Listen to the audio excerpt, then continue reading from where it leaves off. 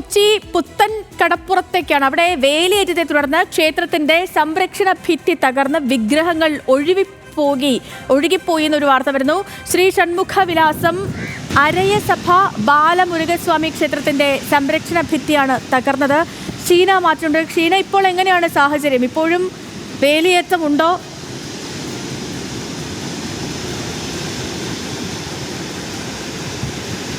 ഗ്രാമപഞ്ചായത്തിലാണ് ഇത്തരത്തിൽ വേലിയേറ്റത്തെ തുടർന്ന് അതിരൂക്ഷമായ കടൽക്കയറ്റം മൂലം വലിയ തരത്തിലുള്ള നാശനഷ്ടം സംഭവിച്ചത്.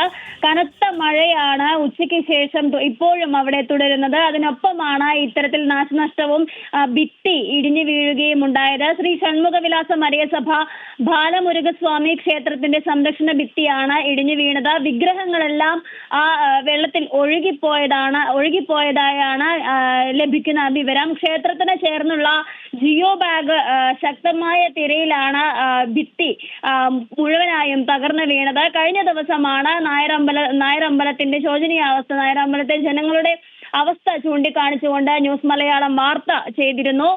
ശക്തമായ വേലിയേറ്റം വന്നു കഴിഞ്ഞാൽ വീടുകളിലേക്ക് വെള്ളം കയറി അവിടെ വീടുകളിൽ തങ്ങാൻ കഴിയാത്ത ഒരു അവസ്ഥയാണുള്ളത്. ഭൂരിഭാഗം മത്സ്യത്തൊഴിലാളി കുടുംബങ്ങളാണ് അവിടെ താമസിക്കുന്നത്. വെള്ളം കയറിയാൽ ഇവർ ഇനി എവിടേക്ക് പോകും, അല്ലെങ്കിൽ ക്യാമ്പിലേക്ക് പോകേണ്ട ഒരവസ്ഥ ഒരിക്കൽ കൂടി വരുന്ന ഒരു സ്ഥിതിയാണ് ഇപ്പോൾ അവിടെയുള്ളത്.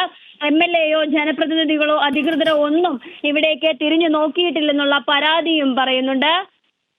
സേതുലക്ഷ്മി. ശരി ഷീന.